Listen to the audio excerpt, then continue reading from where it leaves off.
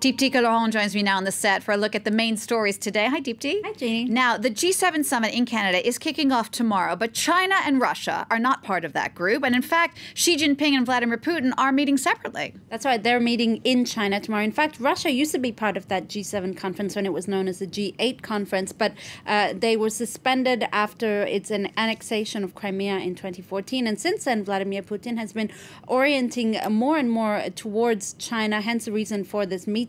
In fact, the Washington Post tells us that the pair have met 25 times in the past, including 5 times last year alone, with the Chinese defense minister even saying in April that he deliberately chose Russia as his first overseas official visit to send a message to the U.S. Now, ahead of that trip, Vladimir Putin gave an interview to the Chinese TV station CCTV where he boasted about how he and Xi Jinping actually partied together. That's right. The South China Morning Post tells us this story that Putin recounted his 2013 birthday party to CCTV, revealing that he and President Xi drank vodka and sliced some sausages, saying Xi was the only world leader who celebrated his birthday with him that year.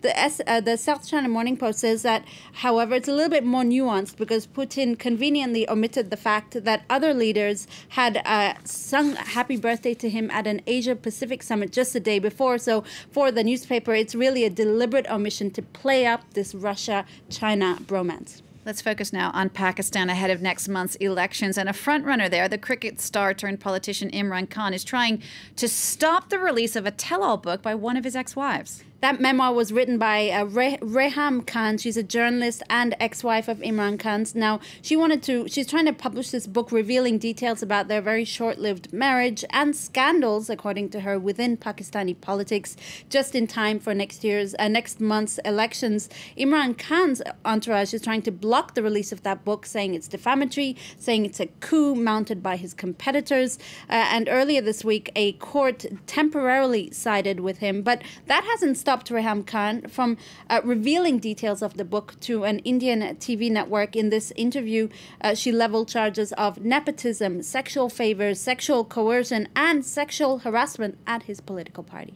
Here in France, Le Monde newspaper is reporting on an explosive health scandal in the French Caribbean. One that Le Monde calls a ticking time bomb that's relatively unknown here in France. But basically, it's a story of the contamination of inhabitants in Guadeloupe and Martinique, France's overseas Caribbean islands, dating back to 1972. In fact, a period of 1972 to 1993, when a toxic pesticide called ketone was widely used on banana plantations.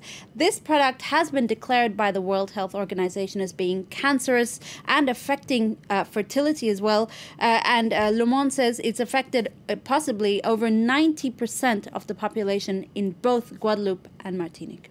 To Germany now, where a far-right leader became the victim of a politically motivated prank. His name is Alexander Gauland, and he's a co-leader of the far-right Alternative for Germany party. He was swimming in a lake near his house recently when a man on the shore stole his clothes, forcing him to walk home in his drawers, as you see there, escorted by the police. And many on social media have celebrated this as schadenfreude, saying it's kind of payback after Gauland earlier dismissed the Nazi era as a, quote, speck of bird poop in Germany's history.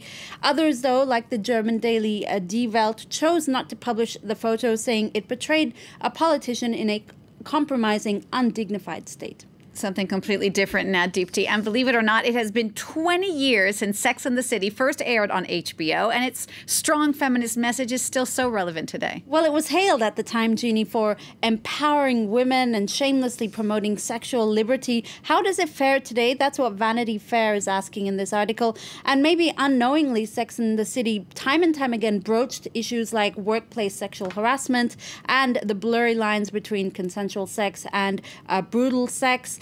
Many times in the series, incidents that women in Sex and the City sort of talked about in a liberated way, kind of for women having coffee or having brunch. But then it was like that. Now it's millions of women verbalizing this in the public domain. Just to wrap up now, Deepti, residents in a Canadian neighborhood have been alarmed by recent attacks recently on their cars. Recent attacks, it must be said, by peacocks. In fact, it's peacock pandemonium in Canada's British Columbia. Hordes of peacocks have been pecking at shiny cars parked in the streets, causing thousands of dollars in damage. The reason, well, it's peak mating season there, and dark-colored cars that are shiny in those cars, well, the peacocks mistake their own reflection for peahens. And as a result, as one resident said, they have at it. Apparently, they stare at their reflection for hours on end. Now, to get around this, the town hall has issued fines if you feed the birds or if you house them.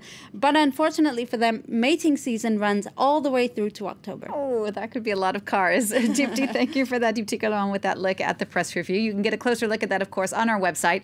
The address is france24.com.